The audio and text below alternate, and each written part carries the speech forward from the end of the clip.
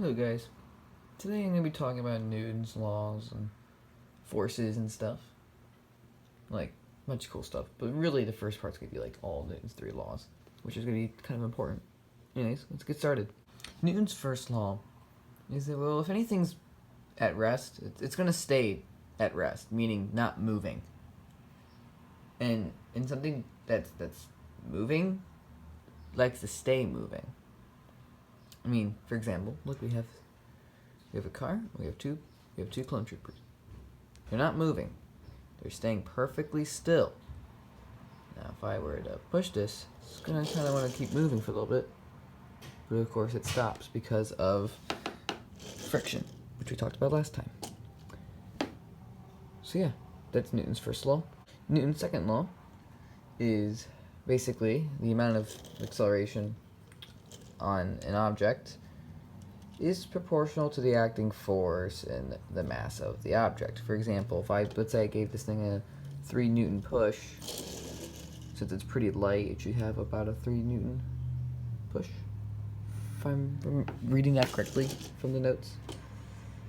But yeah, for example, if I push this, it's going to move. But don't forget, these things have more friction because they don't slide, they don't wheel, they slide, which really messes up their ability to move farther. Newton's third law is every action, there's an opposite and equal reaction. Basically meaning, this dude's just chilling here, and that means he's putting down, let's just say this car weighs 1 pound. It does not weigh 1 pound, but we're using this for the sake of simplicity. It weighs 1 pound, and that means it's giving the ground 1 pound of force, but at the same time the ground is pushing 1 pound of force to the car, so it's not really doing anything. Same with these figures. Let's say this figure weighs half a gram. It's giving off half a gram force to the ground, but the ground is giving a half gram force up. Same thing for this dude. Alright, so now we gotta talk about inertia. Inertia is pretty cool stuff. Basically, it's like if I were to have a frictionless surface and I push this car, in theory it would go forever. Except here, these tires aren't really the best for demonstrating.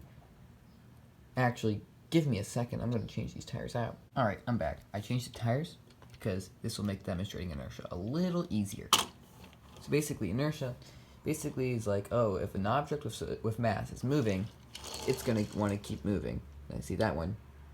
It wants to keep going, but it's slowed down by friction. So that's a little bit of a problem. Now, it's kind of like since it's moving, the forces are acting in a way to make it keep moving. Basically, if we were to have, if you know what the witch's wheel is at Cedar Point, or was at Cedar Point, it basically kept you in your seat because of the forces. I don't know if that's a really good example, but inertia is the tendency to keep things in motion.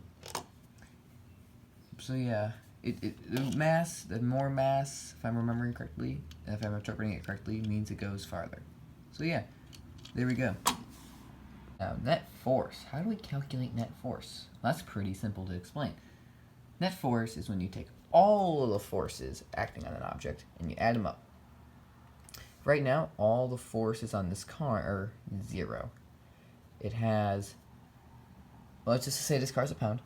Pound of force going down to the ground, a pound of force acting up from the ground, so it's neutral. Now, if I move it this way, technically it has forces pulling it this way, but not pushing it that way, or not enough pushing against it. For example, if I'm pulling this at 1 Newton this way, technically the friction is probably like, let's just say this is 10 Newtons, the friction's like 1 Newton. So basically, it's there, it's just it's not really effective.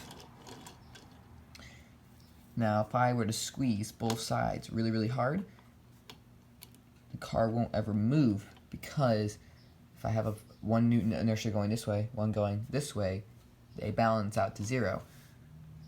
So yeah, that's how you calculate that stuff. Alright, hope to see you all later. Don't forget, I like to thank this dude driving this car. 501st Clone Trooper, and Bomb Squad Trooper.